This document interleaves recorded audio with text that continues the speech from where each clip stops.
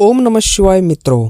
भगवान जब आपकी परीक्षा लेने लगते हैं तो आपके साथ कुछ ऐसी घटनाएं वो घटाने लगते हैं कि आपका भक्ति से या भगवान से पूरा विश्वास उठाने की वो कोशिश करते हैं।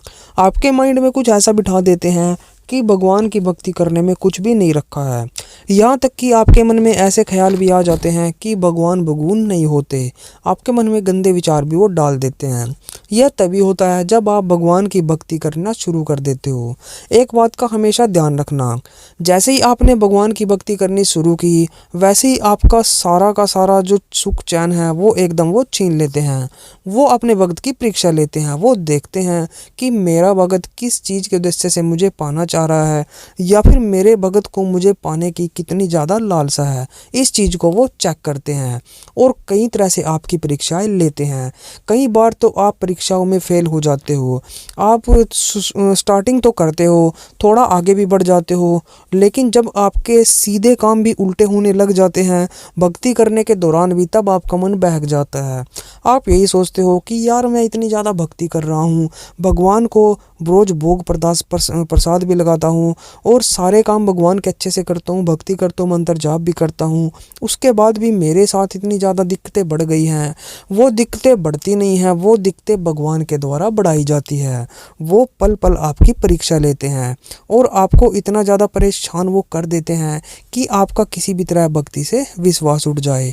लेकिन यहीं पर जो भगत होते हैं, जो असली भगत होते हैं, वो अडिग रहते हैं, वो डट जाते हैं और निकल आते हैं अपनी भक्ति को लेकर। आपके साथ भगवान कई ऐसी घटनाएं घटाने शुरू कर देते हैं जिनके बारे में आज हम इस वीडियो में आपको बताएंगे। भक्ति करने के दौरान ही आपको ऐसा देखने को मिलता है। जैसे आप भक्ति करने को बैठे तो आपके साथ कोई ऐसा काम हो जाएगा जिसका आपको आस भी नहीं थी, या फिर जैसे ही आप भक्ति करने को बैठे तो कोई आपको आवाज़ लगाएगा और आपको काम बता देगा। आपका मन भक्ति से पूरा भटकाएगा। जैसे ही आप भक्ति करने को बैठे आपको कोई ऐसा फ़ोन आ जाएगा जिसके कारण आपको भक्ति छोड़ के वहाँ से जाना पड़ जाएगा। या फिर आप जब भी भक्ति करने पर बैठोगे तो आपके मन में गंदे विचार आने शुरू हो जाएंगे। जब भी भक्ति करने बैठो और गंदे विचार एक से बढ़कर एक आना शुरू हो जाए, समझ लेना आपके अंदर जो भक्ति जा रही है या आप जो भक्ति अपने इष्ट देव तक पहुंचा रहे हो वो उसके हिसाब से ही पाप को बाहर निकाल रही है। जितने ज़्यादा गंदे विचार आएंगे आपके अंदर से जो पाप है वो उतने ही बाहर आते हैं। और यह तभी होता है जब आपकी भक्ति पूरी पक्की होती है, आप इष्ट देव के प्रति लगाव जो है वो काफ़ी ज़्यादा होता है। यह तभी पॉसिबल हो पाता है। दूसरा हम बात करें कि ऐसी क्या घटनाएं होती हैं जो आपके साथ घटना शुरू हो जाती हैं। जैसे ही आप भक्ति करने को बैठते हो और आप 5-4 दिन लगा देते हो तो आपका सुख चैन जो पहले था लाइफ में वो आराम आराम से घटना शुरू हो जाएगा। भगवान आपकी परीक्षा लेंगे, आपका जो सुख चैन था उसको कम कर देते हैं।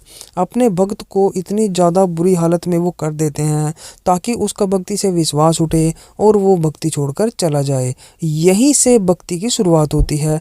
जो भक्त छोड़कर चले जाते हैं उनका लाइफ में कुछ भी नहीं बन पाता, लेकिन जो भगत अडिग रहते हैं, पूरे डटे रहते हैं कि नहीं हमें भक्ति करनी है तो करनी है, तो वही भक्त भगवान को पा लेते हैं।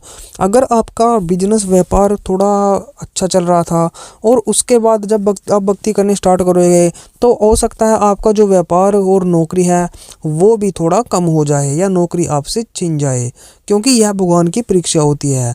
यह इसलिए होता है कि जिस पोजीशन पे आप इस समय काम कर रहे हो, भगवान की भक्ति करने के बाद भगवान आपको उससे भी अच्छी पोजीशन को देते हैं और इसके कारण वो आपकी इस समय इन प्रेजेंट जो हालत होती है उसको खराब करते हैं, ताकि एक रास्ता बंद होने के बाद वो 10 और रास्ते आपके लिए खोल सके। लेकिन हम इस चीज़ को नहीं समझ पाते और उल्टा भगवान को ही दोष देने लग जाते हैं कि पहले तो ऐसा चल रहा था और अब ऐसा हो गया। आपने कई बार नोट भी किया होगा कि कई व्यक्ति ऐसी बात करते हैं कि पहले मेरी लाइफ में सब कुछ अच्छा चल रहा था, लेकिन जब से मैंने भगवान की ओर रुख किया है या जब से मैंने भगवान की भक्ति करनी शुरू की है मेरी लाइफ की एकदम से बैंड सी बज गई है। मेरे जीवन में जो है कुछ भी अच्छा नहीं हो पा रहा है। मैं करना कुछ चाहता हूँ और हो कुछ और जाता है। ऐसा होने लगे तो भी समझ लेना कि भगवान आपकी परीक्षा ले रहे हैं। कई ऐसे तरीके और भी होते हैं जिनसे भगवान परीक्षा लेते हैं। जैसे आपके बनते बनते काम भी कभी कभी वो बिगाड़ देते हैं, लेकिन वो आपके ऐसे काम बिगाड़ेंगे जो मतलब इतने इम्पोर्टेंट नहीं होंगे। जो ज़्यादा इम्पोर्टेंट काम होते हैं उनको वो नहीं बिगाड़ते हैं, क्योंकि उनको पता होता है कि इससे मेरा वक्त ज़्यादा परेशान हो सकता है।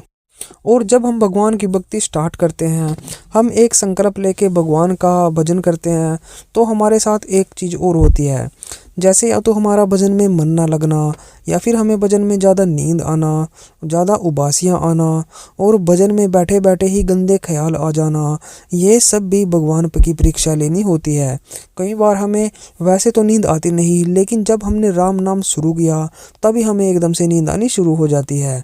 यह भी भगवान हमारी परीक्षा ले रहे होते हैं।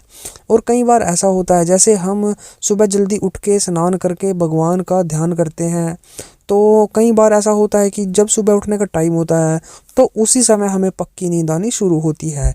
यह भी भगवान परीक्षा लेते हैं, तो इन चीज़ों का भी आपको ध्यान रखना है। और कई बार ऐसा भी होता है कि आपके पास भगवान टाइम नहीं छोड़ते, आपको कहीं ना कहीं बिजी लगा के रखते हैं, क्योंकि यह भी भगवान परीक्षा लेते हैं इस चीज़ को देखकर कि देखता हूँ मेरा भगत मेरे लिए टाइम कैसे निकालता है, या फिर मेरा भगत मेरे लिए टाइम निकाल भी पाता है या नहीं। भगवान ये चीज़ कई बार चेक करते हैं कि मेरे भक्त की कितनी ज़्यादा मेरे ऊपर श्रद्धा है। यहाँ तक कि अगर आप सारा दिन फ्री थे, आप कोई भी काम नहीं कर रहे थे, लेकिन जहाँ आपका भक्ति करने का टाइम आया, उसी समय कोई ऐसा इंसान आपके घर आ गया, या फिर किसी इंसान ने आपको काम बता दिया, आपके घर वाले ने आपको कोई काम बता दिया, तो उसी टाइम वो काम बताते हैं जिस टाइम आपका भक्ति करने का टाइम होता है। सारा दिन आप फ्री थे, लेकिन उसके बाद जब भक्ति करने का टाइम आया तभी आपको काम बता दिया गया, तो ये भगवान की परीक्षा लेनी ही होती है। इन सभी परीक्षाओं में जो इंसान पास हो जाता है और जो इंसान इन परीक्षाओं से आगे निकल जाता है, भगवान को पा लेता है। असल में भगवान को पाना उसी को कहते हैं।